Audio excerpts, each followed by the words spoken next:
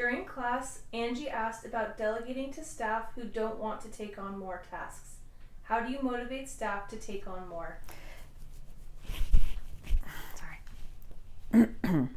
Sorry, will you do that again? Yeah. During class, Angie asked about delegating to staff who don't want to take on more tasks. How do you motivate staff to take on more? Okay, great question. How do you motivate staff to take on more?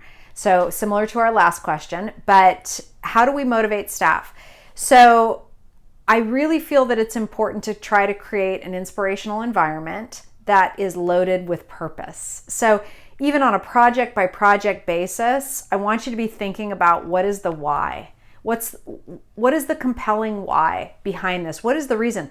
What impact does this make? There's been studies that show that motivation goes way up when people can see the outcome, the impact of their action on, like, say, the end consumer or the end user, the end customer. Okay, so even you want to be thinking about whose life will be better as a result of this thing that we're doing, and talk about that a lot. Bring that into your everyday conversation. That's a really important thing. So try to create that inspirational environment.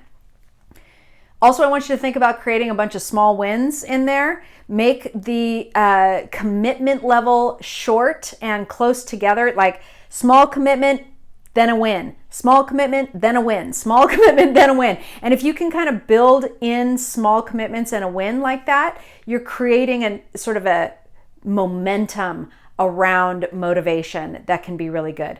The other thing I'll say is celebrate. Have some fun with things.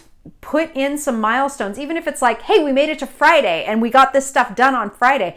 Those things can be really motivating. Just to pause, say thank you, take note. That's like rocket fuel for more good stuff.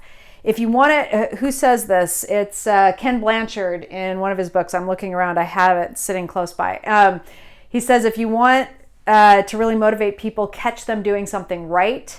So just be on the lookout for those small wins and celebrate them. And that's going to create more of a motivational environment. I think one of the big things that we have to remember with motivation is that motivation, it comes like a groundswell. It's not something that you flip a switch and you get motivation. You have to build a motivational environment over time, and that's where you get the biggest wins. So good luck with that. Keep the questions coming.